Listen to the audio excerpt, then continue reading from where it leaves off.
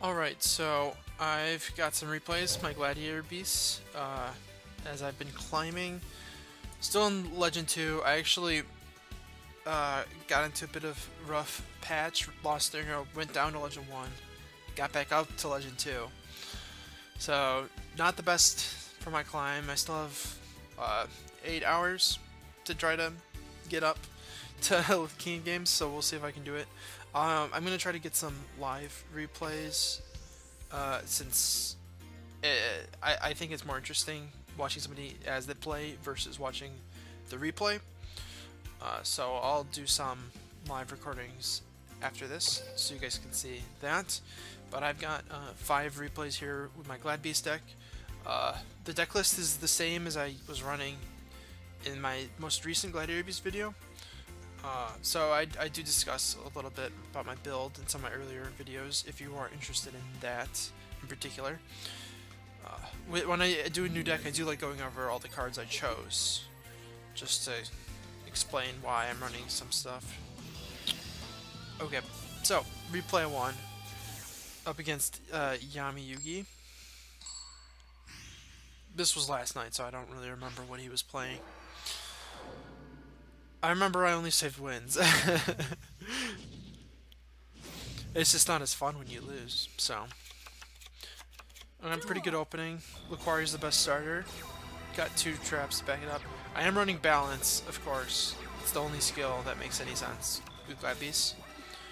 I still open pretty monster heavy. So he floodgates my Laquari, which doesn't actually really matter.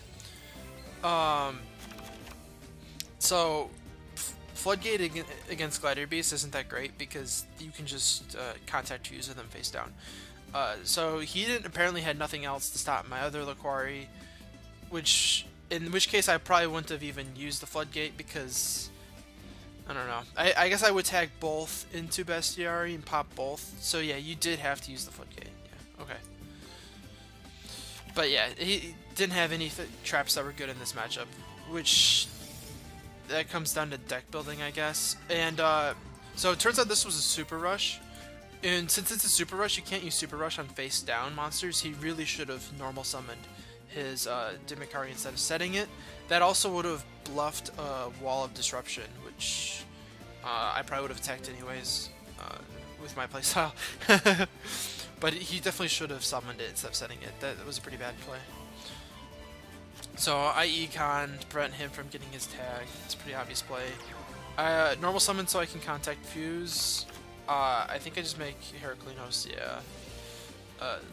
So Heraclinos is pretty good in almost every matchup when it's a smaller limited game state. I wasn't anticipating the Sphere Karibo, which makes the play a lot worse than it would be otherwise. But I do have this Windstorm to protect me, so he can't really crash into me, so I should be safe. If he can't crash into me when I'm in defense, then he can't tag out and force me to negate. So I get to clear both of those now, because he doesn't have any more traps. What skill was he even running? I guess Destiny Draw? You really should play balance though, because you don't brick. So yeah, Heraclinos, pretty good, put in the work. It's actually really hard to summon Heraclinos consistently.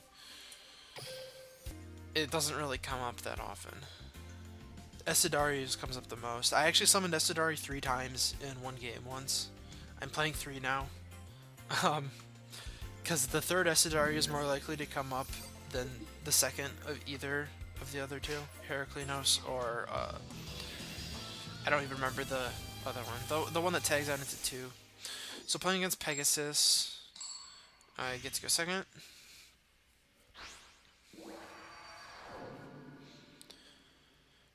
He's playing Mind Scan. It has been nerfed, so it's not as good as it used to be. Duel. And he's playing Gladiator Beast also. So there's been a lot of mirrors because this is a really popular deck right now. It's probably the best. But Mind Scan is not a very good skill to run with this deck. because balance is just so much better. So okay, he floodgates me. I go for an econ take play, which is kind of risky because he could have a response. But with my monster being set, it's not going to be able to do anything. And if I get the attack through, then I just win because I can tag out his own monster to get my monster. I'm going for the blowout play essentially, but it is risky because he could have a set. I have a half shot and an impenetrable attack. So I'm just setting both, so I'll have one for sure if he blows up one. Okay, but he only had a mirror wall, which is useless in this situation. Luckily for me. So I'm able to tag into my Demikari. I guess I decided it wasn't even worth blowing that up. With my Bestiary. He should have actually not even activated this, just forced me to blow it up with Bestiary is a better play. So okay, he protects this with half shot, which is fine because I'm going to be able to tag first, blow it up. It's not impenetrable attack, so it can still be destroyed by effects. So he can't tag out then. And yeah, he's just getting blown out. The fact that he didn't have a proper response to the econ play, it just, yeah. You really need like econs in Windstorm for the mirror. Cards that prevent attacks from going through are so important. So he attacks with Demikari. I activate half shot. I also have impenetrable attack. So right here, I'm actually baiting him into going into his own Murmillo to try to blow up my Laquari. So then I can use impenetrable attack to protect it. And then I'll tag out my Laquari and... Or actually, I don't even need to tag out my Laquari, but I could tag out my Laquari and then go into Murmillo, blow him up, and yeah, I'm just gonna win, basically. So yeah, he does fall for the bait.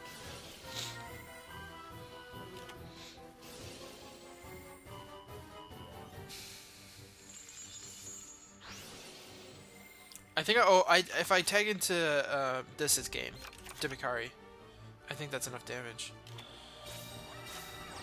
So, yeah, that is enough damage. Yeah, I at the last second I remembered that play that I thought of at the time. So, yeah, that's me in the mirror. I've got I think another mirror in out of these replays.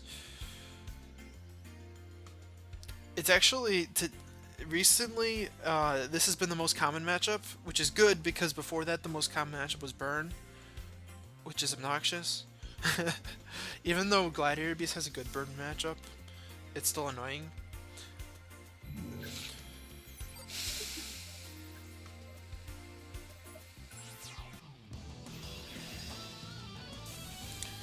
Maybe the Burn players are starting to figure out that playing Burn is a terrible strategy for getting King of Games.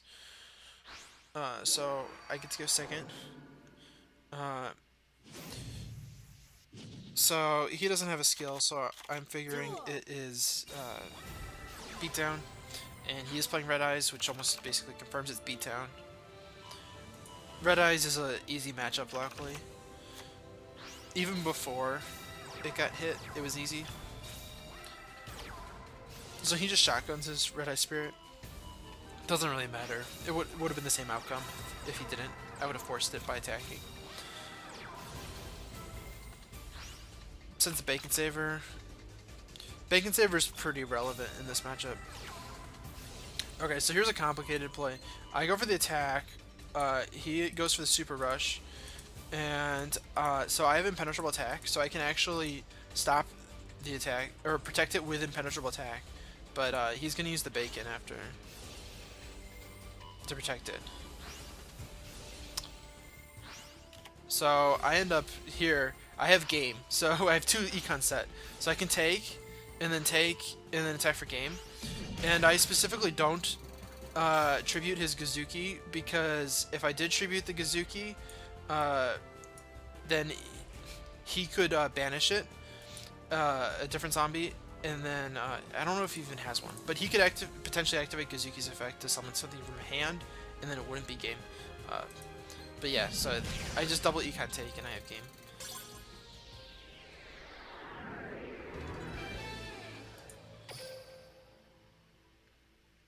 Econ is just such a good card. Being able to have both of the really powerful effects it has. Hopefully they don't limit it. That would be really annoying, especially with the stupid limit rules where you can only play one limited card in your entire deck, which doesn't make any sense. It just limits Konami from a design standpoint. As far as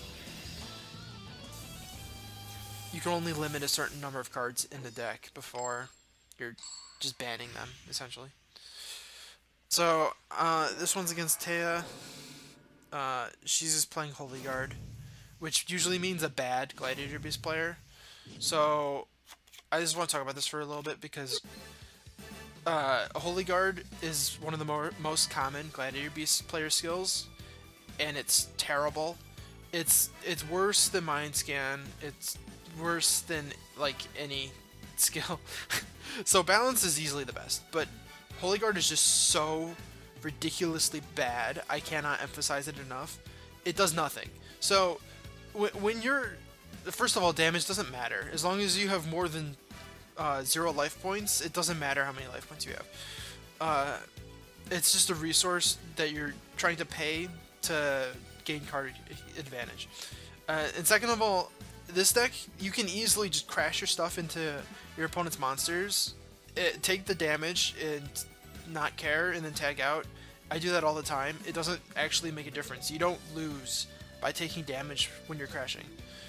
So yeah, so Holy Guard is just a total waste of a skill, and the ability to never ever brick by using balance is so much better. Yeah, because it's actually impossible to have a brick opening hand when you're playing balance with my ratios of monsters, spells, and traps. You always have a good hand. The only thing is you could potentially brick after the first turn, but there's no way to prevent that. You could like draw all monsters after your opening hand or something like that. Whatever. So I go first, set everything. Hopefully bait them into attacking because I have impenetrable attack. So I don't want them to tag out first because it's their turn. So I end up just econing them, and she has 0 sets. So this is what I'm talking about. She has a really monster-heavy hand. Otherwise, she would have something set. So just drawing all monsters, that's not going to happen if you play balance. It only happens when you play bad skills like Holy Guard. So I get another monster, so I can easily just get over this. She actually has Sphere. Kribo, it gave her... You can't see it in the replay, but when I was playing, it gave her the prompt, so I could tell she had Sphere Karibo. But I have 2 monsters, luckily, so it didn't make a difference. That is one thing that is nice. Sphere Karibo is still a pretty good monster, and you can't actually play Sphere Karibo if you have balance, because it's treated as a monster. So sometimes it'll give you Sphere Karibo instead of a monster. So it's just, you can't play it. But it's not worth giving up balance just for Sphere Karibo, because there are cards like Econ and Windstorm that do the same thing. So I get to take out both. I go into double Laquari because I want to be bigger than her Laquaris that she can normal summon. It just puts her in a really tough position. She just passes. So she's going to Sphere one of these to survive. So I guess she had to pass because if she played any monster, I would have just killed it. So yeah, that was fine. I probably should have set this, but I was kind of playing fast and not thinking. So this here, I could have protected it. I have impenetrable attack, which would have saved it, but I chose not to use the impenetrable attack because they would have just tagged out, and then they could have blown up this or blown up my extra wall. I thought it was better to save my impenetrable attack because I thought the most obvious play was to go into Murmillo here, blow up Laquari. That was probably her best play unless she's reading impenetrable attack, and she's reading that I am reading her, I guess. Most people won't be thinking that deep though into it. So she just goes for the best area to blow up my impenetrable attack, which is fine. Unless she has another sphere, and then I just win here. But she did draw another sphere for turn on her last turn, luckily for her. Here, though, she doesn't attack, which that doesn't make any sense. So you have to assume I have something with all these sets, but maybe I don't. Maybe these are all bluffs. And if you just set and pass without doing anything, you're going to lose, because I'm just going to kill your monsters this turn, and you 100% lose unless you have another sphere in your hand. The only option there was to attack and hope that I had nothing. So yeah, she doesn't have a sphere, she just loses both of her monsters for nothing. I get to attack out into another Lucaria again. And now I'm in an even better position than I was before. So she just surrenders at that point. So that was a replay I really wanted to show everybody, because it shows just how like bad a lot of the Gladiator Beast players are, and how you can easily just beat them just by not being bad. Because there were so many small things in that matchup. Okay, and then Rex Raptor. This matchup, this one I just saved. I mainly wanted to show this one specifically because it's one of the more spectacular games that I've had with this deck. There's some pretty interesting plays here.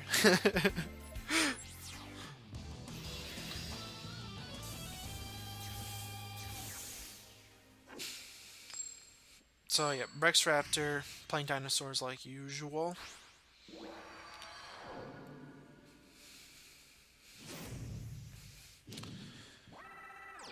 This can be a little bit of a tricky matchup because his monsters are bigger than mine, and he plays lots of traps just like me. You need to have the right hand, basically. So I go for just set everything play, hoping he'll just attack me, and then I can protect it with impenetrable attack and tag out. And he does fall for it. Going for game with Hydrogeddon, I guess, is too tempting to pass up. And I end up going for Bestiary to blow up his field spell, so I can actually get over his monsters. My Lucaries are bigger than him now. So here, I attack into the Wall of Disruption, thinking he probably had it. And I'm going to Econ, switch his monster to defense mode, so that this way, I can tag out my monsters, basically. I take damage, but it doesn't matter. And he doesn't get his Hydrogen effect off. That's my logic here. He ends up actually chaining his own Econ play, switching his Hydrogen to steal my monsters, so I have nothing to attack into. I don't know about this play. It makes me stop attacking. And I don't get my tag outs. But I end up with both my monsters living, and I'm only down my Econ. And he ends up down, his monster dies, and he's down 2 back rows. But on the other hand, if he didn't do this play, then I would have just blown him out by taking out both my monsters. So he's really in a precarious position here. I think the best play probably would have been to switch my Lucario to defense mode with Econ, so that way I only get 1 tag. He still keeps his monster then. I think that's better than taking. I think taking was being a little overzealous here. So he passes. Now he's too scared to attack me. So I end up, I figure, go big or go home. This is a super risky play going for the tag out for the 3 material fusion, but I wouldn't be able to get over his Destroyosaurus anyways. And so I go for the Neurochius, that's what it's called, because I figure even if it's in defense, I'm still bigger than him, and I have this to protect it. So it's a pretty safe play. He happens to have Floodgate, which is like the only card that's really that good here, because anything else, he either can't use it in response to my attack, like a Wall of Disruption he can't even use, or it's like an Econ, and then I can just switch back to attack mode on my next turn. So Floodgate's pretty much one of the only relevant traps he could have that's actually good in this situation. So he gets pretty lucky. He has an Electro, pins my Windstorm, I just let him. And then he attacks, which is stupid, That doesn't make any sense at all. I don't know if maybe he thought the defense was lower. He probably did, because otherwise this is just the stupidest thing ever. Because now I can get my tag out, which I would never have been able to get unless he attacked me. So I can just tag out into Bestiary Murmillo, blow up his Electro and his back row, and then I can use my Windstorm again. And he's got nothing to protect him because his back row's gone. So here I just go for even more style. I decide to fuse into Heraclinos. Totally unnecessary, but with just one card against the Heraclinos, with protection and a negate available, with the card in my hand, that's basically unlosable. I just wanted to show that as like that's the only time I've fusion summoned Neurokius and Heraclinos in the same game. It's pretty silly.